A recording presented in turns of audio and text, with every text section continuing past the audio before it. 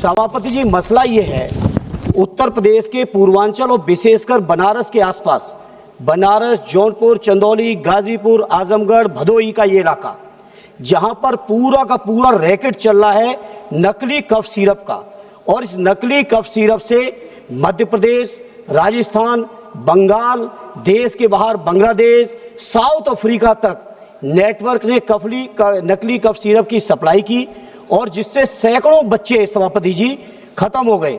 सभापति जी, अफसोस की बात यह है कि जब भारती सिंह शिकायत करती हैं तो पुलिस ध्यान नहीं देती है।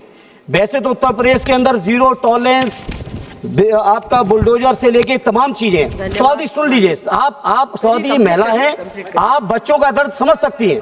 आप सोचिए सभापति जी, बच्चों के दर्द की ये हालत है और उस बनारस में जहां का प्रतिनिधित्व तो हमारे माननीय प्रधानमंत्री जी कर रहे हो, उस बनारस में जहां महीने में कम से कम 4-5 दौरे हमारे माननीय मुख्यमंत्री जी करते हो, और उस बनारस के अंदर एक जाति विशेष के माफिया लोग पूरा का पूरा रैकेट संचालित कर रहे हैं। सभापति जी, 2000 करोड़ से ज्यादा का व्यापार कर डाला।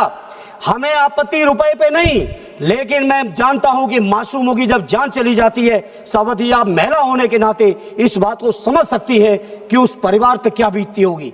लेकिन ये माफिया लोग, जिनकी आंखों में पानी नहीं, संवेदनाएं नहीं, बच्चे मरे तो मरे, बुजुर्ग मरे तो मरे, केवल इनके पैसे की कमाई हो जाए। और सभापति जी, मैं आपके माध्यम से कहूंगा, केंद्र सरकार के बैठे मंत्री जी, जांच करा लीजिए। धन्यवाद। वो जो पूरा रैकेट था सभापति जी, उसने पूर्वांचल के जिन जिलों की मैं बात कर रहा हूं, इनके माफियाओं को करोड़ों की गाड़ियां गिफ्ट की हैं।